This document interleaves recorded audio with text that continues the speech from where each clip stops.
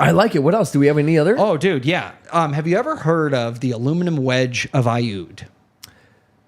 Oh, no. Of course I not. haven't. Let's pull this thing up. I want you to see this. Okay. So this was found in Romania near a bunch of mastodon bones. Looks like just a stone. I'm sorry, not to be Look rude. at the holes, though. And so this was obviously a tool of some kind. And look at those. Look at the holes in this thing. They're like perfectly cylindrical. It's Oh, there's a perfect hole in in there the center with where you would literally put, like, your aluminum a pole. inside, Yep. covered by rock. well, because it's been underground for yeah. so long. Yeah, it's covered by. So if they were to smash it without ruining it, yeah, it would but be aluminum. they tested it and it's made of aluminum, right? Which Wait, is what weird. is aluminum made out of? So that's a A combination of different things. metals. But my question, I guess, would be: would it take some sort of scientific know-how or chemistry to make aluminum? Yes, metallurgy, right? So I'll give you I'll break it down. So Break it down. Spin it for me. this quick, thing's baby. dated to about 11,000 years ago. Okay, aluminum was invented in 1825. What? Yeah. So somehow, and this is the only one of its kind and the only one found in the area. So this is found in Romania at an ancient dig site, but it's aluminum, meaning whoever built this knew how to smelt metals and create aluminum. And that wouldn't be done again until 1825. That's years ahead of its time. It doesn't make sense. That's why it's such an out-of-place artifact. Who created this? How did they do it? How did they know how to do it? And why isn't there more of them? It's like it's just appeared there out of time. It's totally a tool out of time. So what is it used for? You said It's a wedge.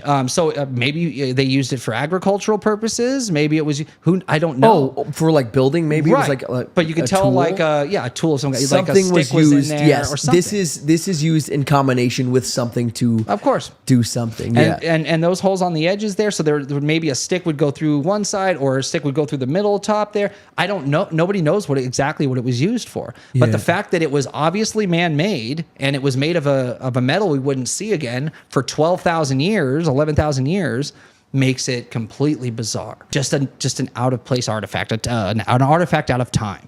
Weird stuff. Something we talked about on the show before was the war in Iraq.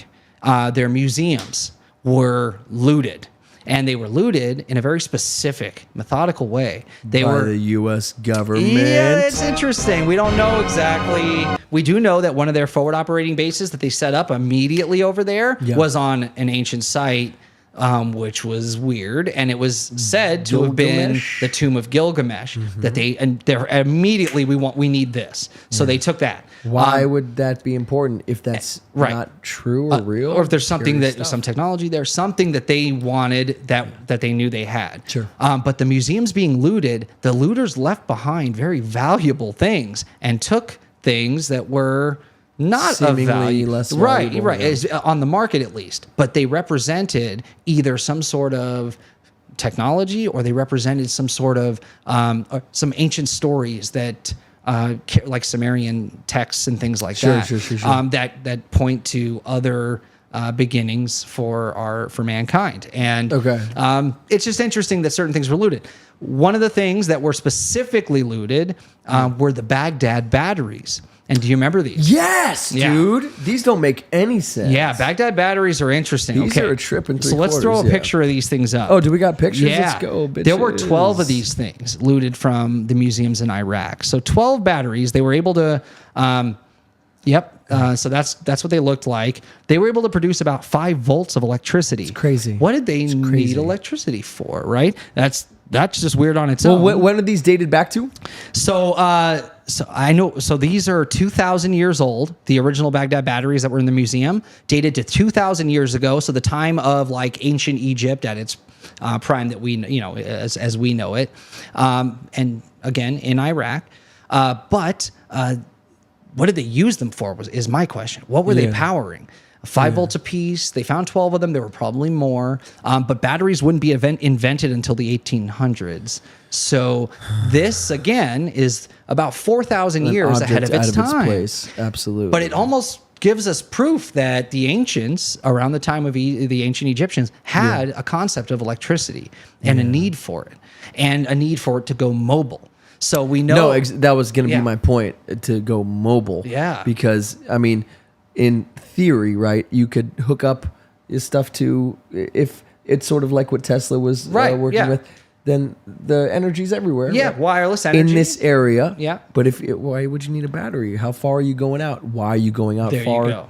to power what? Yeah. So Shaybot is saying, so all these what's up? ancient parts would need oil. So what exactly was the black grease type material that's been found inside of some of these large granite tombs? Yeah, there has been this weird, we don't know what Shaybot it knows was used what's for. what. Yeah, good comment there, Yeah, Shaybot. Yeah, open tombs. It doesn't make sense. It doesn't. So in ancient Egypt, they did find this weird, and it was sealed tight, made of rose granite, and it had this weird black oily substance in it, and they don't know specifically what it was using for or what it was containing and what or why. Some of the ideas around this is it's connected to these chambers that were supposedly rejuvenation chambers for some of the Egyptian gods. For the gods. Yeah, and they would use Assuming them the gods possibly were to reincarnate. It was also, it could be an after effect of generating power the way that they did. We did an entire episode about the Yes, we did. pyramids and how the Great Pyramid was actually a power plant, and we show how it works. And I'll link that video here. Yeah. And you can only see it on desktops for some reason. So if these guys had electricity and wireless electricity at that, and I think there's enough evidence to say that the pyramid definitely was able to produce power. We've had engineers look at this and recreate it, and it works. We know that the design of the Ark of the Covenant, the design of the Ark of the Covenant actually is reminiscent of this Baghdad battery. It had the ability to hold and capture electricity, and even the way it was made. So how the Baghdad battery worked. It's basically an exact replica of how our batteries work today. You've got the copper cylinder in the middle. You have your electrolyte solution and the chemical reaction between the two. A conductor. Exactly. You need a conductor. And then out of the top, you would connect it to something, but it would produce about 5 volts each. Wow. So 12 of these, you've got 60 volts of electricity. So recently, I don't know if you know about this, but there was a plasma power generator created using the ancient Veda texts and ancient Egyptian carvings and hieroglyphics. Okay. And they created this plasma power generator. And when they turn this thing on, it generates electricity, and its after product, its byproduct, has no CO2, no methane, no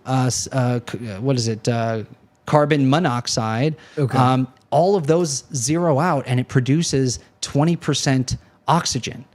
So the byproduct of this, byproduct, and it's perpetual energy. The byproduct water. is oxygen, Right. So it's like the it's exhaust like pipe blows oxygen. Yeah. And not only that, 20%, 21% oxygen is where they get to, and that's all that's coming out of it. And that's the perfect breathing air for human beings. It was like is 21% oxygen somehow. Yeah. And so using these ancient principles, they created a perpetual energy device that you can go look this thing up online. It's called the Thunderbolt generator. And they believe that this is what the ancients were talking about when they were talking about Zeus's thunderbolt, because the shape of it resembles Zeus's thunderbolt and other items from antiquity, the Veda texts and the same as the ancient Egyptian hieroglyphs. There is this cool thing that they made, the Thunderbolt generator. Go look this up.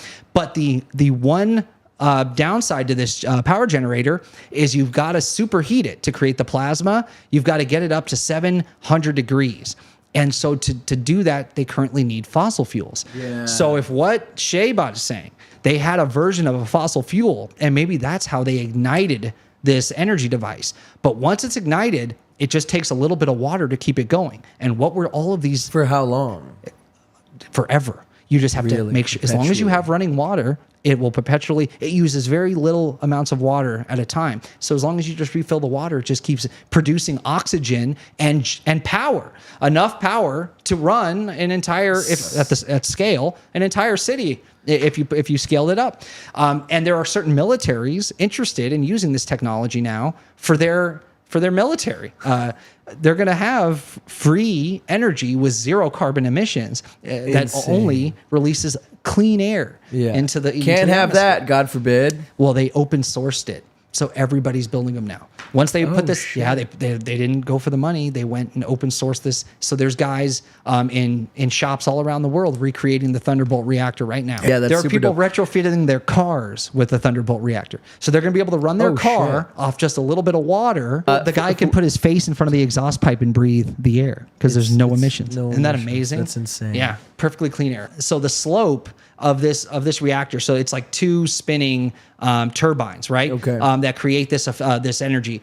And there's this specific slope angle that they needed in order to make it work. And the slope angle was 51.9 degrees, the exact angle of the Great Pyramid. So there are no mistakes here. There are no coincidences here. The actual angle of the Great Pyramid is perfectly angled to generate this clean power with zero emissions. Yeah. So no coincidences. If you guys enjoyed that, hit that like button right now. Thank you so much. You said we're doing a news segment, yes? So, you know what time it is, ladies and gentlemen. The news, mother trucker! So, man, I got my disappointed face on. You like the end of Loki season 2? Yeah. Him with the green time. It sounds like something I would make up. It really does. A ghost, a ghoul, a goblin, a monster, a werewolf. Went on and wrote in the comments, I was going to say that came out great. You're off to a great start. Yeah. We got some fun stuff planned today. We got some goods.